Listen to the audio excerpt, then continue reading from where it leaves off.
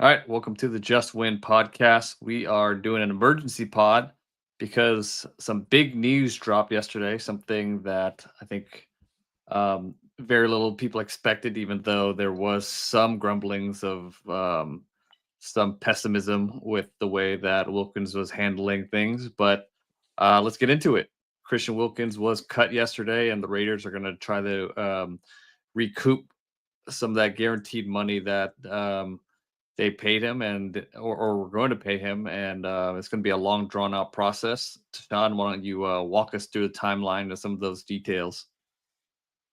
Yeah, so it was a pretty big surprise yesterday when they decided to release him. Like you said, we've talked about, this rehab process from the Jones fracture he had last October didn't go to plan. It's a 3 to 4 month injury typically. And here we are, almost 10 months later, and he's still not able to perform. They placed him on the physically unable to perform list last week. He already missed OTAs, but that let us know that he was going to miss time in the training camp as well. And while that was obviously concerning, like, you didn't get the sense that the Raiders are considering moving on because typically you don't go through all that if you're about to just cut a guy anyway, right? You would just let him go. But it turns out they actually made the move to avoid his remaining guarantees back in June. It was June 4th when they decided to void the remaining 35.25 million dollars left on his contract that they would have to pay him into the future. Um, and their basis for doing that was essentially they had a disagreement about how to continue his rehab process from the injury that he had last October. And so he had surgery in October. That's what ultimately ended his season after just 5 games. But before OTAs, the Raiders had determined that he actually needed a second procedure in order for his foot to fully heal. And Wilkins disagreed with that and didn't want to get the surgery. And the Raiders made repeated attempts to get him to have the surgery, and every time he didn't do it. And so that was ultimately the dispute that led them to, make that move to void his guarantees in June. And then, they kind of continued on from there. Like the plan was still for him to be part of the team. And, he was still working his way back to try to play. But after he reported for camp and, still wasn't in position to play and still didn't want to get the surgery. That's why you see them using that language of, they don't see a path forward for him playing because they've determined that without that extra surgery, like his foot just isn't going to heal properly. And so, um, they'd essentially be paying him to just kind of be around at that point if they don't think he's going to heal, right? So that's why they went ahead and made the decision to move on this week. In terms of all the details of, why would they not just cut him back in June? Why did they cut him now? All that is still kind of up in the air. Pete Carroll talked today for the first time since they released him, and he pretty much stuck to the statement that the team put out yesterday, which was it was a pretty terse statement. It was pretty cut and dry. They said they want to hold themselves to a commitment to excellence on and off the field, and clearly, by releasing Wilkins, they're saying that they don't believe he was doing that. And then, as I said, they mentioned that they didn't see a path forward for him playing, and so clear that things got pretty ugly between the two sides. But that's ultimately why the Raiders went ahead and released him yesterday. Yeah, and put things in perspective. It's common to for this type of surgery and the type of injury he's had.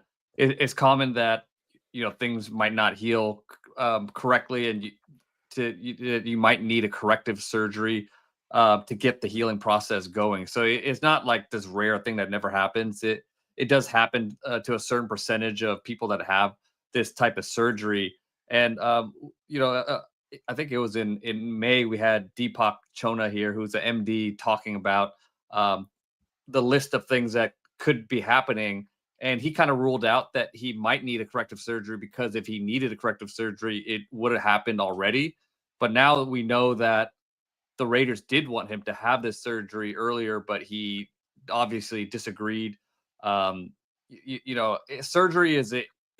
it's not like we hear about players having surgery. We don't think anything of it, but it's still surgery at the end of the day. It's still a difficult choice, and obviously Wilkins didn't agree with that, and he wanted to go to his own route, and the foot just wasn't healing. So the foot isn't healing at this stage of the process. It's probably the Raiders are probably just looking at it like, look, we don't know when he's actually going to start this process of actually getting his foot better.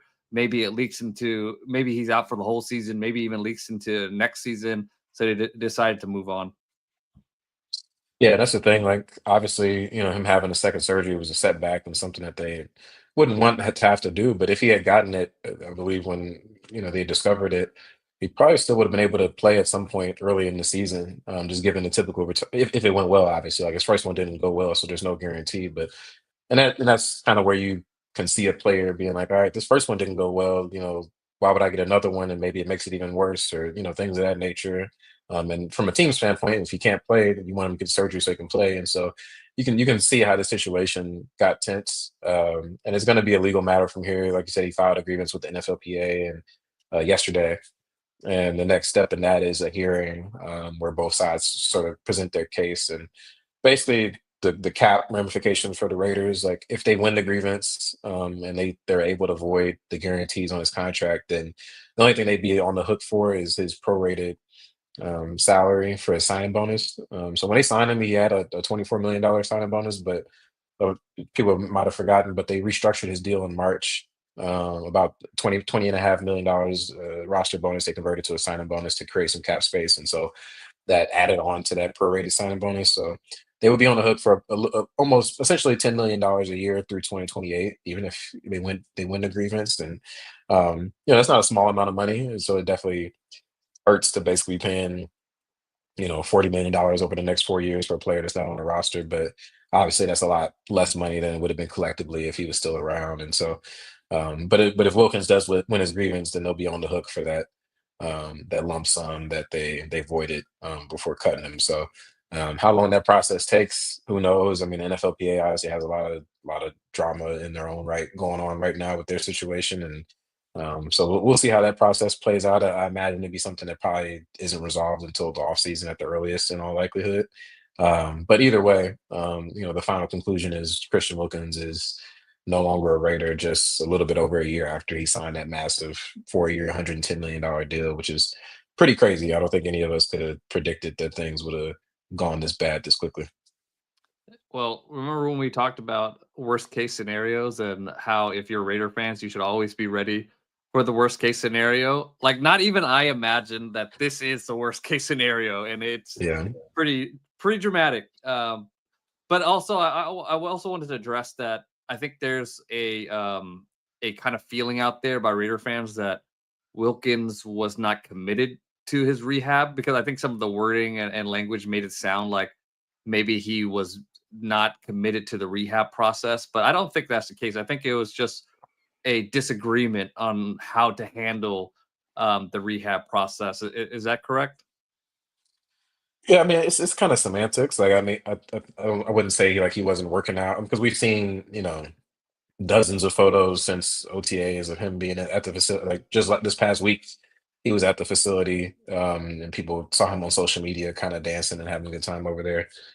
So he's been working out and trying to come back. I think it's just a matter of he needed that surgery, according to what the Raiders had determined, and he didn't get it. And so commitment, I guess you could say, like if a guy isn't willing to get a procedure that he needs, like is he committed to what you're doing? You could say no. Like, does that mean he's not a hard worker? Like, also no. So it's kind of it's a more layered situation than kind of people are rolling with. But I can see it from both perspectives. Like I can understand a player being, especially a guy, we've talked about it, being 6'5", 310, as athletic as he is, like being wary of getting multiple foot surgeries. But then from the Raiders' perspective, it's like, yo, we need this guy to play. And if we think he can't play right now, which I don't think he could, given that he was on the pup list to start training camp, that's going to cause some frustration for you, especially coming in as a new regime. Like John Spytek and Pete Carroll, they didn't sign Christian Wilkins. That was Tom Telesco and Antonio Pierce last year.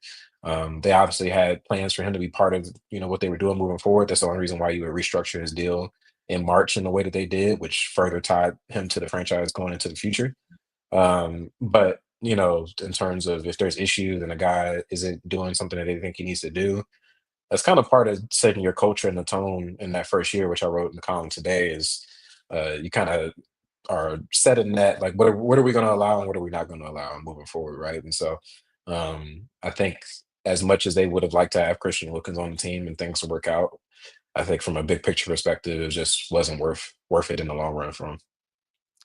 Yeah, and I mean it stinks because like early on in those 5 games that he did play, He looked phenomenal. I mean, I don't know where some of these Raider fans are getting that he was underwhelming. Like when you watch the film, like he took his game to another level. Like he was always an elite run defender, and we saw that. And I thought he was taking his pass rush to another level with Max Crosby and doing some of the stunts he did. So when you're just watching those first 5 games, I thought he was worth every penny, and I thought it was going to be one of the better big money signings that the Raiders have made recently. We know that almost every single one of the Raiders' big money signings as of recent have been disasters, and this one on the field at least looked great. And then it's just unfortunate that this foot injury happened and it went down the path that it did. But yeah, it's unfortunate because Wilkins did look like he was on the way to being one in that tier of truly elite defensive tackles. Yeah, I mean, like those first 4 games, like he didn't have the sack production, which is obviously what a lot of people look towards. But in that game, he got hurt. I mean, he was having his best game as a Raider. He had 5 tackles, 2 tackles for loss, a sack in the first half against the Broncos. Like he was really playing well. And then The again, Broncos like have one of the best offensive lines in football too. yeah, and also, I know people again like with the celebration thing. That's not how he got hurt. But he got hurt. He was trying to make an open field tackle and he planted his foot weirdly, and that just happens. Like this, it's kind of I don't want to say a fluke injury, but sort of. It wasn't like he did something crazy or something you're not supposed to do. Like he just took a step and he broke his foot, and things turned sour from there. And like you said, it's unfortunate. Like guys don't want to be hurt. Like Christian Wilkins didn't want to break his foot. He didn't want to have all these surgeries and procedures and whatnot. So I get fans feeling negatively towards the guy given the situation, but I think it's just kind of an unfortunate situation for both sides. Because now moving forward, like for Wilkins, like any other team that might be interested, that the first thing is going to be his medical situation. Like, can he pass a physical? Like, can he play this season? Like, I don't know. So I can't really say that either side won in this situation. The Raiders obviously made a big financial contribution to him and didn't get much out of it. Only 5 games of action, and they're gonna have to, they're gonna take a cap hit in future years for that. Either way it goes from here, but it's kind of how it goes in NFL. The Raiders, unfortunately, have had a lot of these bad free agent experiences for one reason or another, and this is gonna go down as one of the biggest swings and misses that they've had. That's rough, man. That is rough. But last year when they lost Christian Wilkins, they got into a and there's multiple injuries too. Kuntz was hurt, and even Max Crosby had to miss games. But they really had to blitz a lot to try to create some pressure. There was a lot of cover zero blitzing, taking a lot of chances, and I thought that was the correct approach. And if the Raiders are not able to find a four-man pass rush that they want to without Wilkins, then I wonder if they will kind of resort to the same thing and bring back that philosophy, even though Pete Carroll has never been a high blitz guy, but Patrick Graham is calling the shots. I mean, but where are we looking at? Let's look into the future and look at what the Raiders have now and how they're going to try to replace Christian Wilkins in aggregate with the players that they have on a roster. Yes, I mean, like the one sure thing that they have is Adam Butler. I think he's played pretty well for them the last couple seasons as an interior guy, especially as a pass rusher.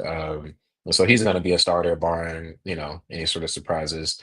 Really, more so a question of how do they fill that spot next to him. And like we said on the last episode, it's going to be more of a by committee approach. That they don't have an individual player on the roster who can really replace what Wilkins can do when he's healthy. We whether it's the true defensive tackles on the roster, a couple of young guys that they drafted in day 3 of the draft, Tonka Hemingway and JJ Pagoose, like they haven't been really doing much in practice so far. Mostly been working with the backups. With the starters, it's mostly been Lecky Fotu, who's more of a nose tackle type, and then Zach Carter, who's kind of more of that three technique type. Jonah Lulu is a guy that's gotten some looks as well. He's a second year player. He made the team last year. Or actually got picked up on waivers by the team last year after he got cut by the Colts. And then Tyree Wilson, we've seen him rotating inside more often as well during training camp practices. And so I think there's going to be a few guys. I don't think there's one guy that's going to lock down that spot before the season. And it'll be interesting to see if they maybe explore the veteran market. I know they had Quentin Jefferson in recently for a workout. He's a familiar face that was on the team the last time they made the playoffs way back when, 16 head coaches ago. But I think it's going to be, mixing a few guys in there next to Butler, and then also um, getting creative with their alignments. They already have flipped back and forth between 4-man fronts and 5-man fronts, and like you said, maybe blitzing guy like they signed Jamal Adams, and he's been playing linebacker during practices. That's where they're going to use him is in the box, and so a guy like him or Jeremy Chin, who've been effective blitzers in the past, maybe you use them more often coming off the edge. Or Devin White is another guy that's done that, and so. Um, they're going to have to get creative with it. Patrick Graham, luckily, he's one of the more adaptive defensive coordinators in the league and creative ones as well. And so, if anybody's up to the task, it's going to be him. But they do still need some of those true defensive tackles to make progress a lot quicker than expected.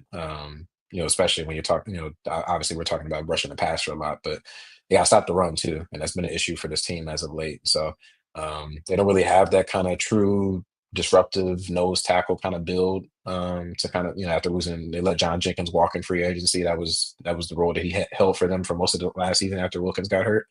He's not around anymore, so they're going to need somebody to sort of step up in that run stopper role. Yeah, I wouldn't expect them to make some huge trade. I think some fans are clamoring for them to make a trade, but just based on the moves that they've made this offseason, which has been pretty calculated in my opinion, I wouldn't expect them to trade a lot of capital to try to get a defensive tackle. I think they'll try to develop some of the young guys that they do have. We know that Tyree Wilson has been lining up at 3 tech a little bit more, and with Malcolm Kuntz coming back, that does free up Tyree from not having to play the edge and a ton of snaps and playing inside a little bit more. And he does have strength to play against the run. He's really good at defending the run on the edge, but we'll see whether he can do some of that while playing on early downs inside. Would you expect to see Tyree play on early downs a little bit more inside? Um, I don't think we could, but my question would be like, how does that impact the run defense? 'Cause I think Adam Butler, like that's not really his strength as being a run defender. And while Tyree Wilson is a strong run defender on the edge, like he's light as an interior player, and so I don't know. I feel like that'd be, especially Kuntz isn't really known as a run defender either. So I think that would be kind of tricky for the run on early downs. I'm not saying that will never happen, especially if the other team is in a more obvious passing situation of the game. But I think I'd be a little bit surprised to see Wilkins like handling a ton of those early down duties kind of in neutral situations, whether it's a tie game or an obvious kind of run situation. So I think it would make more sense for him to be there on more of those passing downs.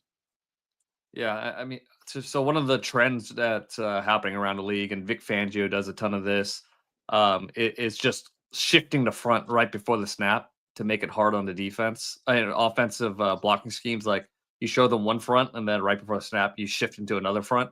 And teams like the Eagles are able to do this because they have Zach Bond, who's like a inside linebacker, but he also could play up on the line of scrimmage. And I actually, when I talked to Patrick Graham, he said he used to do a lot of this, but he kind of went away from it to simplify things for the Raiders. But it seems like maybe you have to get back to doing some of those things, and maybe doing them early in training camp, knowing that you have to replace Christian Wilkins. That could be a good idea. But then you also need linebackers that are pretty versatile and can play the edge when asked to do. I think Atlanta Roberts has some experience doing that, so maybe he could be one of those guys.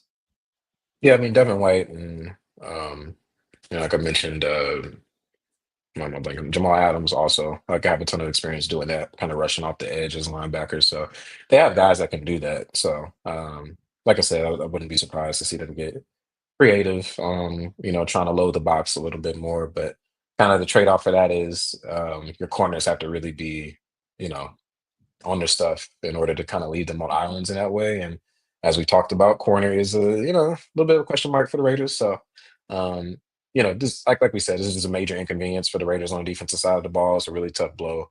Wilkins was a guy that when they signed him, they thought he could take the defense from being a good one, a fringe top 10 unit to a really truly elite one.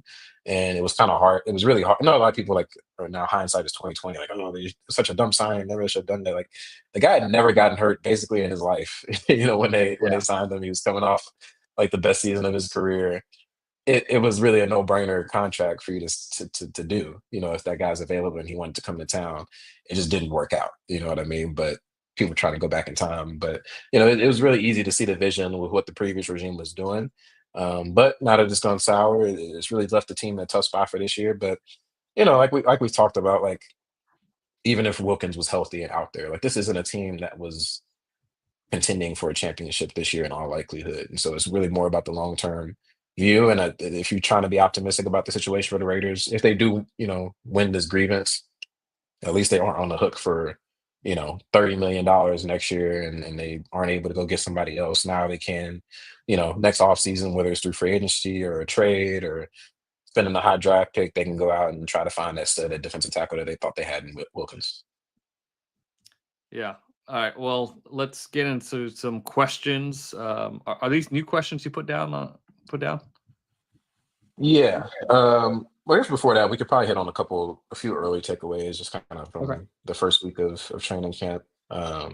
Just being out here today was their third practice of the week, and they haven't had pads on, and so it's really tough to evaluate like offensive, defensive linemen, running backs, linebackers. So it's been more so getting a feel for where guys are in the pecking order and whatnot. And I would say Chip Kelly, offensive has kept things pretty vanilla during team drills. There's been a lot of short passes, quick passes, and so we haven't seen them taking a bunch of shots or pushing the ball downfield to where you see a bunch of touchdowns or interceptions every day. So it's been a pretty, kind of ho hum set of practices, just as the guys are getting back up to speed and continuing to learn the system. And I think there hasn't really been any major surprises in terms of lineups and things of that nature.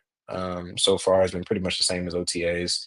The Wilkins thing has been the story of the week, of course, but so far, I get my biggest takeaway. I would say, just from a player performance standpoint, is the cornerbacks have looked pretty good. Um, they haven't really been. Again, the offense hasn't been pushing the ball downfield, but they don't look lost out there. They aren't struggling to stick with the receivers. The receivers actually haven't been creating that much separation outside of Jacoby Myers. I think him and Geno Smith have hit it off pretty quickly, I'd say. And he's been one of his favorite targets. But the secondary has looked pretty good, in my opinion. And the quarterbacks, Geno Smith in particular, he's had a pick six today. He got jumped on the short route, but otherwise he's kept things pretty clean. So nothing super, notable so far in terms of takeaways. They put on pads next week, and so that's really when they're going to get to evaluate the linemen and get some contact and see what these guys can really do.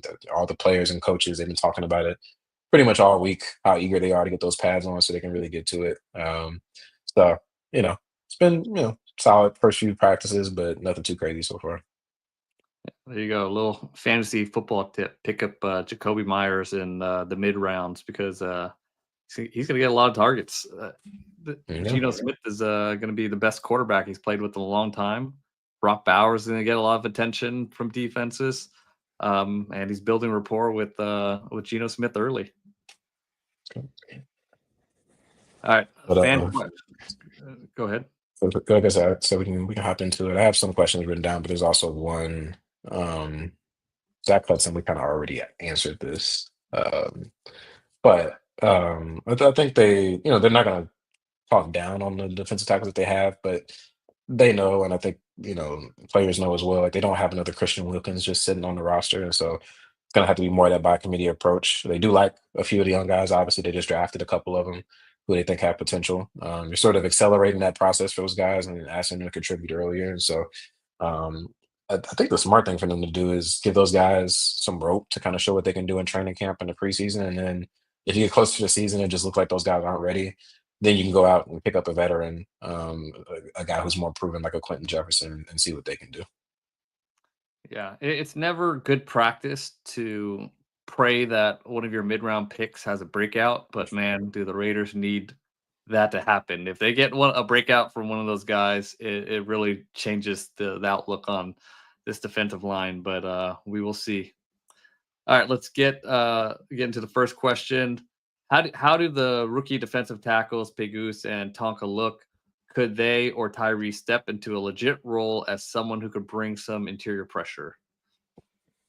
Well, I I think think Tyree Wilson made some strides last season as a pass rusher, and I have high hopes for how the next step in his progression. We've seen defensive linemen in year 3 break out, and we always have known that Tyree is a bit of a developmental. Well, he is a developmental project. So I think as far as the pecking order for guys that could potentially break out and be an interior rusher, I think Tyree has to be at the top of that list.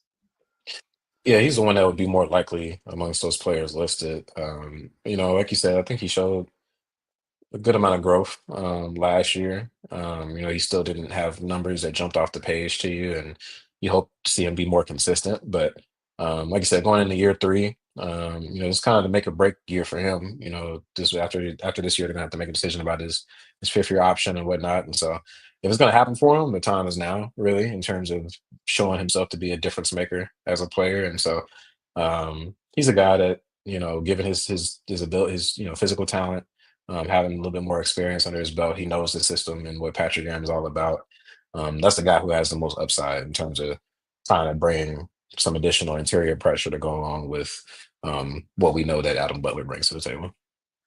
Yeah, and if we're just talking about interior pressure, I think Pegus has some upside there. I mean, like I said, I really liked his film, and I'm excited to see whether he could handle some of the physicality in NFL. But he definitely has the athleticism and some pass rush juice. So I'm excited to see how he plays when the pads come on. But yeah, he's a guy with some serious movement skills and a nice repertoire of pass rush moves. All right, next question: how will Tommy Malot's role be? I mean, on offense, I don't really see him having much of a role if he makes the team. It's probably gonna have to be as a return man. They've been using a pretty big group of players. When they're working through the kickoff return drills, seeing him, Jacoby Myers, Trey Tucker, um, Kyle Phillips, Ashton Genty, Dylan Wabe. Uh, I might be missing somebody else, but they've had a pretty big group of guys working through that role. People don't remember the NFL did approve a rule change to move the touchback line up to the 30-yard line. So kickoffs went up last year, but I think they're going to go up even more this year just because of the touchback penalty being pretty harsh now. And so it's going to be a pretty important role. And if they decide not to use a guy like Genty and add more wear and tear to him, I think that's somewhere where Tommy could potentially get into the mix as a guy that he has 4.3 speed. He has really good athleticism and elusiveness, and maybe that could be a role where he can make a difference and maybe cut through and make the team. But for these rookie receivers overall, it's been a quiet training camp so far. I think they're still working on getting to learn the system. Dante Thornton's been the most impressive one since OTAs, but he's had a pretty quiet first week of training camp. He's been running with the ones pretty often with Trey Tucker at outside receiver, and we started to see Jack Besh kind of work in a little bit more at outside receiver with the starters as well. They're all collectively sort of trying to find their way, but they need those guys and Trey Tucker as an older receiver to step up and sort of supplement Jacoby Myers because they don't have a ton of depth there. They're betting on young guys in a big way, and so we'll see how Tommy and the other guys do as training camp continues. Yeah, there's a log jam at slot too, so it's gonna be tough getting reps there. And I don't think he's an outside receiver, so he has to be really, really impressive as a receiver to get a role there. His best bet, like you said, is probably a kick returner, but also there's a bunch of potential kick returners on this team that could be really good. I think ideally he could be on the practice squad and just kind of work his way there and maybe see what he can do next year, especially as a guy who is transitioning to wide receiver too. But I'm sure there might be some teams that are interested in a guy that is as athletic as he is. But I think ideally you would have him on the practice squad and keep him there. All right. How has Darian Porter looked? Haven't heard much from him by Raiders Guy 26. I mean, he's been pretty solid so far. He's been pretty consistently with the starters, the first team defense. Hasn't made many plays on the ball, but he hasn't had a ton of opportunities to do so. Just given the nature of the way that training camp has been structured so far, and the plays that the offense has been calling has been more geared towards these short intermediate passes. But he looks the part, physically, which we already knew, tall, long, and fast, and he's been in the right spots. And so he's the guy that, he's sort of Pete Carroll's project there, a cornerback. He fits everything that he wants in terms of traits. A really raw prospect, the guy that didn't play much corner in college after being a former receiver that made that transition. But, I think they've been encouraged so far. Pete Carroll gave him, you know, kind of instill some confidence in him this week, talking about how impressed he's been with him so far. So he's a guy that, ideally it's him and maybe Jacorian Bennett as your two starting outside guys, but Eric Stokes is a guy that's trying to have something to say about that as well. But I think Porter's been solid so far, and it'd be interesting to see as we get later into training camp, and then once preseason games get started, like how is he once things are more live out there? Because one other thing besides being raw is he's pretty thin. He's a smaller guy, so there are some questions about how will he hold up in run defense, or is he going to be able to press receivers at the line of scrimmage or tight ends at the line of scrimmage? So eager to see what he does kind of once we get to more of the real football a little bit later on in training camp.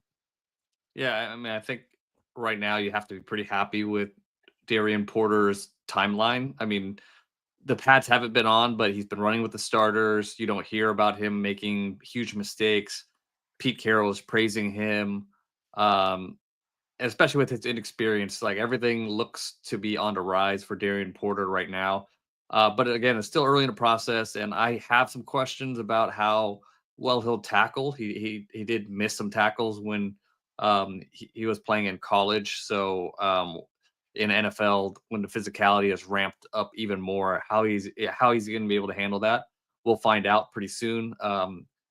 I'll be at the Raiders and Niners joint practices in Las Vegas, and he's one of the guys that I'm really gonna be excited to keep my eye on. So we'll see. We'll see how he plays, and if he's able to keep his job after training camp and these preseason games, that's a really good sign. I mean, his physical ability is and you guys heard this ad nauseum already, but it's he has ability to be a top corner. Just speaking of physical ability. All right. That's all we have for you guys today. Thanks for joining us live on this emergency pod. And yeah, hopefully the Raiders are able to find a defensive tackle in place of Christian Wilkins because, man, did this thing go off the deep end. But don't be discouraged. There are other players on the roster. There are things to look forward to. So we will talk to you guys soon. Hey man, we got our annual training camp fiasco out the way. 2 Yeah, years we got it ago out it the way was early. Nothing else is gonna yeah, happen yeah, anymore. hopefully. Yeah, Chandler Jones, then Devontae Adams, and this going all the way back to Antonio Brown back in the day. So it's a regular thing for Raiders fans. I feel bad for them, but at least it happened early. Get on to the future moving forward. But yeah, we'll talk to you guys soon. Peace. Later.